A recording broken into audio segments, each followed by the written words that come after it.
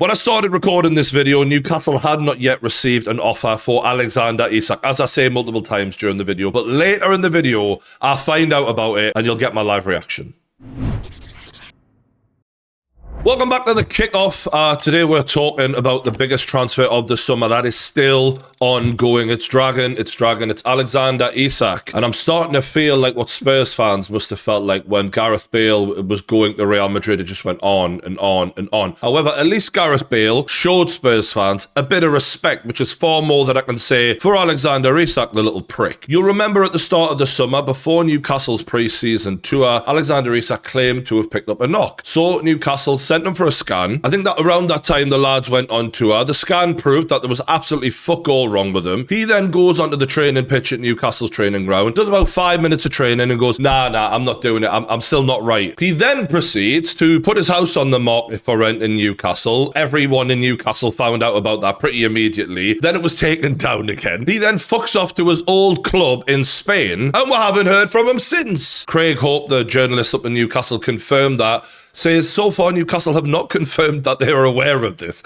I mean, what a shambles, mate, honestly. We know for a fact that Eddie Howe in the past, when players have been injured, still wants those players on tour with the boys for morale, for team bonding. He's got a history of not allowing this sort of shit. So we know for a fact that this isn't allowed. Eddie Howe has not signed off on this. No chance. And why is he doing this? Well, it's very obvious. Newcastle have him on a 3-year contract. We have all the power. So he needs to disrupt that power and make that power seems a lot less than what it is. And by showing, I don't even want to train in your training ground, much less play for you ever again. He is trying to weaken the position of Newcastle United. Guess that's the thanks you get when you sign him from Spain, when all of the other big clubs who are now interested in you couldn't give a fuck about you. We gave you that platform. We didn't just give you the platform. The fans worshipped you. Let's not forget this. All this worship from the fans he got at St. James's. And yes, he was a great player and he deserved the adulation, but like, did that mean nothing to him? Clearly not. And look, I appreciate he wants to win everything, and because of the PSR rules that are corrupting the Premier League and stopping Newcastle from spending our own money in order to do so, he has no choice if he wants to win everything but go to a club in the position to do so. But there's a way to go about it, mate, and this is a fucking disgrace. He's shown absolutely no respect for his teammates, and he's certainly shown no respect for the fans. He's actually making Newcastle look like a banter club at this point, and that the damage he's doing to our reputation, there's no way this doesn't have an impact on our ability to sign future players, which, let's be honest, isn't fucking that easy to start off with when we're competing with all these big clubs who are allowed to spend their money. And obviously it's Liverpool in question who are looking into buying him, and it's ironic because when Trent played them the way he did, I absolutely backed Liverpool fans consistently on that one. I thought it was a disgrace what he did, and he never even refused to play for the club. Isak won't even train at our club, and as good a player as Isak is, I think a few Liverpool fans, I've already seen a few of them who are quite smart on the uptake of, if he'll do this to us when we've literally launched him in the Premier League, you think he wouldn't do it to go to Real Madrid later on? Abso-fucking-lutely he would. He doesn't give a fuck. And remember, this isn't him just wanting a move to a better club. It's the way he's going about it here. You are disrespecting the club that launched you in the Premier League, paid you tens of millions of pounds, and you're just treating us like we're a bunch of fucking idiots. And I already know there'll be comments from people saying, oh, Wissa's doing the same thing at Brentford to get a move to you. You hypocrite. I'm not a hypocrite, right? I'm not in control of Wissa. I'm not in control of my football club. A player trying to get a move to Newcastle does not invalidate my opinion in any way, shape, or form, because I don't agree with him doing it either. But if we're going to compare the two, let's just take a look for 1 second, because Wissa had an agreement with Brentford that he could leave this summer, and that agreement has been gone back on by the owners because of the other players they've sold at the club. I feel like this guy, Fabrizio Romano, has played quite a key role in controlling the narrative around Isak to Liverpool and ramping up the pressure on Newcastle here. And he's even gone as far as to say that there's an important thing here. We will always see Newcastle bring important players in, but it is hard to see them selling. Some players may want to develop in different ways, and they're scared of going there and not having the opportunity to leave. Bro, we haven't had a fucking bid from Liverpool yet. What are you expecting? Us to just roll the red carpet out and gift wrap him and just drop him off the Anfield store for free, you fucking idiot. We've got 3 years left on his contract, and this guy's saying that people might not want to join Newcastle because we're making it hard for one of the best players in the world to leave the club when we haven't even had a fucking bid yet. And that's before I even talk about the level of narrative control that this guy has played a massive role in for the benefit of Liverpool. Liverpool have played a very sneaky game game here, in my opinion, in the way that they've used these transfer guys. They've orchestrated Alexander Isak. Because there's no way that this isn't coordinated. If you think it's not coordinated, you need to wake the fuck up. They've made it so obviously clear that they want Alexander Isak, that Alexander Isak has gone on strike to weaken Newcastle's position so that our ability to get the highest possible fee for him is lessened. Then what they do through these transfer guys is they leak it and say, we're not just going to bid blindly. We actually need Newcastle now to come to us, knowing fine well we're in a situation where we probably would rather sell because the player's gone on strike, and now we've got to knock on Liverpool's door and go, actually, do you want to sign him because he doesn't actually want to pay for us anymore? Which again weakens our position. So they've done it from multiple angles to weaken the position of us. But the reality is, fuck Liverpool. We've got not 3 fucking years of a contract left. It's the dirtiest way to play a transfer humanly possible. Look at it from the start, man. Liverpool showed an interest. We held firm. Not for sale. Ekitike, we're trying to sign him. Liverpool go in and say, look, if you get him, we'll get Isak. But if not, we're taking Ekitike. Basically, transfer blackmail is what they tried with that one. We held firm. You're not getting Isak. None of that works. Isak goes on strike, and Liverpool just sit there and go, well, you're going to have to ask us now if you want us to bid, because we're not making a bid unless you want us to. Liverpool are a good club. Always respected them. Obviously, I've had me moans about Klopp in the past and whatever. I have respected the way they've built the club up. They've got a rich history, and they've done things the proper way to some degree. And all's fair in love and war, and I get we're all competing against each other. But this is the lowest way to go about getting a transfer done. Now, despite all of that, Isak to Liverpool may still completely crumble. For a start, we're looking at Liverpool want to pay 60 million up front and a further 60 million next year. Another reason the deal may collapse is because of the incompetence of the higher-ups at Newcastle United and their inability to actually get in replacements before we can let him go. We've already let Callum Wilson go. We've struggled to make signings all summer. We're down to a fucking kid up front for Newcastle who, you could argue is half winger, half striker anyway. We don't have a striker.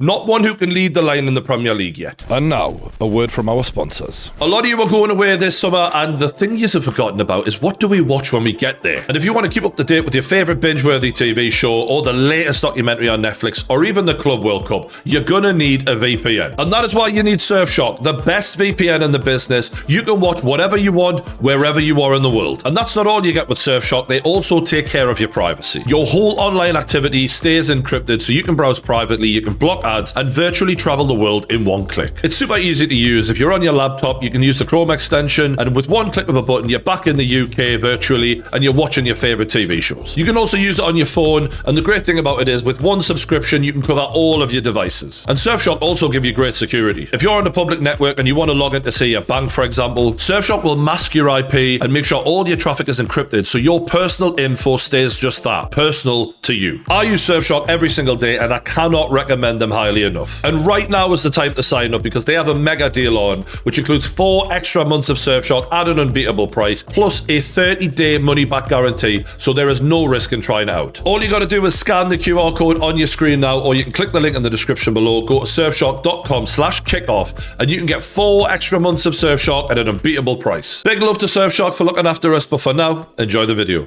And I go back to this tweet from May where Eddie Howe was asked about, the transfer discussions and what Newcastle needed to do. And he starts with, speed is key for us. And I have reiterated that many times internally. Do you think Newcastle have been fast? Do you think they've listened to Eddie Howe? I think they've been a fucking joke. And I honestly think the amount of sackings that should be taking place above Eddie Howe's head right now, we should just be going in with a firing squad and get rid of all of them. Eddie Howe made chicken salad out of chicken shit last year. It's amazing that we got top 5. It's amazing that we won our first trophy because there is so much shit in that squad that should have been fucking chucked out years ago. But because of PSR, we weren't able to. Again, hamstrung by the fucking corrupt bullshit Premier League. And when we are trying to compete for transfers, to be fair to the higher-ups, it is hard because we're going in now against the bigger clubs and we're getting beat every time because they can pay more money than us. Which brings us on to Sesko, who looks like a promising young striker. Again, it's a risk. You're not going to get the finished article like Alexander Isak is now. That is part of the whole reason we're being hamstrung. And even still, we might not get him because Man United are in for him. And even though we finished 5th and they finished 15th and they're not in the Champions League and we are, they can still outspend us generally, especially when it comes to wages, which is obviously going to be a key decision for the player when he's choosing where he goes for. So I expect us to lose out on Sesko. And then where do we go there? Ollie Watkins, 30 this year. Best years of his career behind him. Could he do a job for a year or two? Yeah. Does that mean he's going to be worth what Aston Villa want for him? Not really, because the player he is now, in 2 years, he's not going to be that. And just to go back to the Man United thing, how I ironic is it that Man United are probably going to beat us to Sesko when all the excuses Ratcliffe made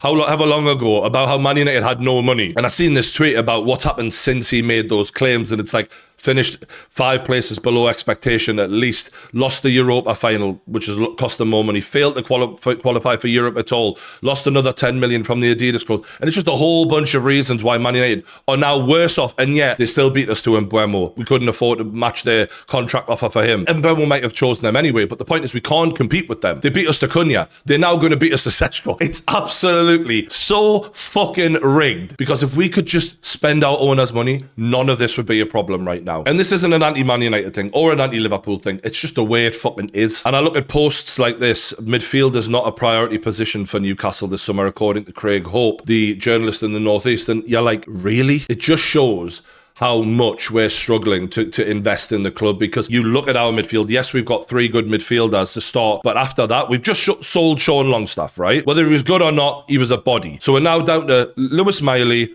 and Joe Willock. Joe Willock hasn't looked like a good Premier League footballer in multiple years. We're talking probably 2 years. Lewis Miley's very young, and we're just like, yeah, we'll be fine. There's no way Eddie Howe is getting backed anywhere near the way he deserves to be. And actually, it's a shame, because I think Eddie Howe was capable of great things as a manager if he was given the funds that all these other managers are given. And I think he must be thinking, how much longer do I want to fucking do this for? He's done so much for Newcastle, but the reality isn't matching up to the expectation of what we were supposed to be, what we were supposed to be able to invest. I wouldn't blame him if he just jacked it in and says fuck this, because he could easily take over from one of the bigger club managers in the next few years and do an amazing job. And to be fair, that's not entirely the fault of the club because of the PSR rules, but equally it's been a shambles. Now, if Newcastle do keep Alexander Isak next season because we can't replace him, I'd love them to just turn around to him and go, get in fucking line. Book your fucking ideas up. You're paid to play, so fucking play. Because what's he going to do? Go on strike and refuse to fucking play for the club? We'll dock the fucking wages that he needs to keep playing in order to keep his name up there where he wants it to be, to get the move, to get the big contract. You won't have a fucking choice in the matter but to fall in line. And this is a real test for the club and Eddie Howe to be able to refocus him in this instance. But he'll want to do it for his own self. If there's one thing we know about Alexander Isak, he's a selfish fucking bastard, isn't he? Let's be honest here. He doesn't give a fuck about anyone but himself. And for his own self, he needs to be putting the ball in the back of the net just to maintain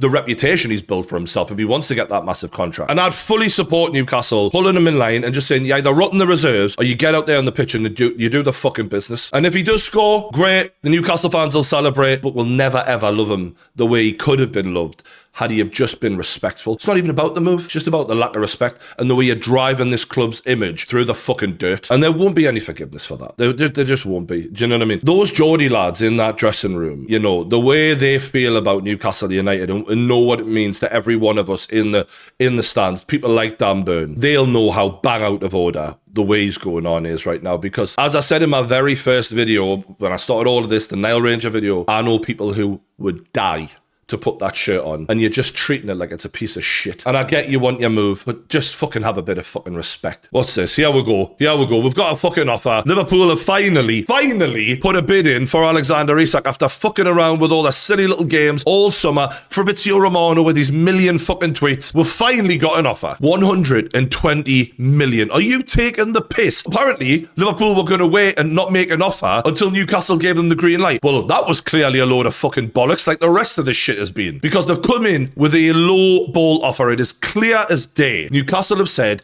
it's 150 million. The way this lot have just mugged us right off all summer, disrupted the entire fucking football club, and then come in with that low ball offer. Jack Grealish went for 100 million 4 years ago, and he isn't a quarter of the player Alexander Isak is. This is a player who guarantees you the Premier League title. Going in a summer where we've seen average players like Noni Madueke go for nearly fucking 60 fucking million. Madueke's got about 10 goals and assists last season. Isak's knocking on 30 easily. Alexander Isak does the hardest job in football. Score goals and create goals. We've seen centre midfielders going for over 100 million not long ago, and you're talking about 120 for someone who's at the top of the football. What the fuck are we talking about? This has actually got me like, fuck him. Just put him in the reserves and let him fucking rot. If Newcastle accept anything less than 150, it's a piss take. We've seen in football how quickly money goes up and up and up. It's happening every fucking season now. When Gareth Bale went to Real Madrid, it felt like a lot of money. Years later, it was an absolute bargain. This is what this transfer is going to look like in about 3 years' time. We have to get 150 million. I'm just reading another news article, and apparently Newcastle were pushing Alexander Isak to stay. They offered him a new contract, over 200 grand a week. The teammates, I think, were reaching out, trying to get him to stay one more year, and then like put in a release clause for him to go the next summer. Apparently he's rejected that. He doesn't want to know, man. It's worrying, man. This is worrying because I can't help but think we're going to get fucked here. And Newcastle really need to show strength. This is a moment where it's like almost club defining. Because if you look back at the Daniel Levy situation with Gareth Bale, the way he got a bunch of players in, let Bale go,